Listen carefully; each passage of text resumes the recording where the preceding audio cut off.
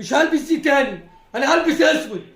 هو كنت محضرها عشان اطلع اتكلم واقول مبروك مبروك للزمالك. انا اول ما ضربه الجزاء جت لانها مش ضربه جزاء قلت ده احتواء، ومن ده حرام راح حرام، وكتبت كده على صفحتي لان ضربه الجزاء احتواء ومجامله من الحكم.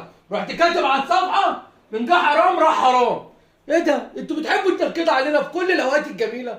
ده احنا في دخلة عيد، ده احنا في دخلة عيد، لازم تنكدوا علينا. ربنا يحرق دمكم زي ما حرقتوا دمنا.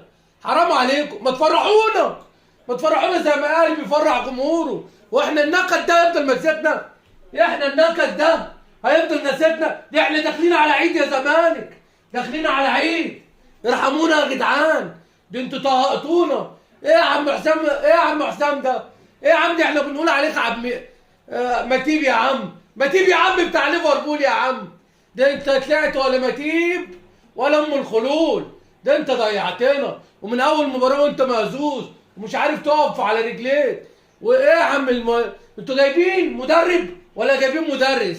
لابس لي طقم كده تحس ان هو مدرس مش مدرب، وماسك لي اجنته وقاعد ياخد لي رقم تليفونات ده ورقم. يا عم بص انا ما حسيتش بتغيير في الملعب، انا ما حسيتش باضافه في الملعب من المدرب الجديد. هتقول لي ده اول مباراه بيتعرف على يبقى ما تعرضهاش، يبقى تقعد كده على الدكه او تقعد فوق على الماسوره، تقعد على الدكه او تقعد فوق على الماسوره. اكون هتقف لي وتنادي لي شيكابالا تعالى يا شيكا، عايزك تنزل تعمل مش عارف ايه يا عم. ده انت بتضحك علينا، انت كمان هتضحك علينا انت كمان.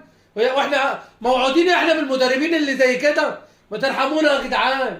مفيش جديد شفناه في الملعب، الزمالك ضايع. الحكم حب يجاملنا بضربة جزاء مش ضربة جزاء، وقلنا بس مش مهم، المهم نكسب وناخد 3 نقط عشان نهرب من المركز الثالث. النهارده بصمنا قبل العيد اللي احنا هنبات في المركز الرابع. ربنا عالم بقى نخش كونفدرالية ولا ما نخشش. مش عارفين القدر مخبلنا ايه، القدر مخبلنا ايه يا زمالك. نخش على مباراة الاهلي بيكسب بكل سهولة، فريق مريح قلب جمهوره من جوه. ليه؟ فريق ابيض، فريق نجيف، بيكسب بمجهوده مش بيعتمد على حكام. هو ده الفرق.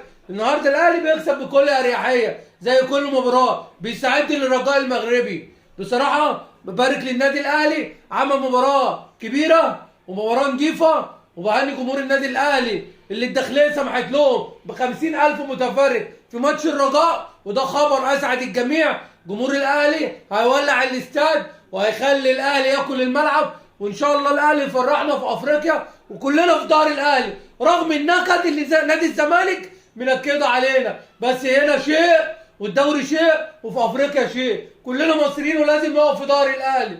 ربنا يحرق دمكم يا الزمالك زي ما بتحرقوا دمنا. نفسنا نفرح، نفسنا ناخد افريقيا، نفسنا نروح الكونفدراليه. كونفدراليه ايه؟ ما احنا كده هنروح الكونفدراليه، هنروح الكونفدراليه. ربنا يستر. خليتونا في دخلة عيد نلبس اسود، خليتونا في دخلة عيد نلبس اسود يا زمالك، لبسونا طرحه سودا منكم لله.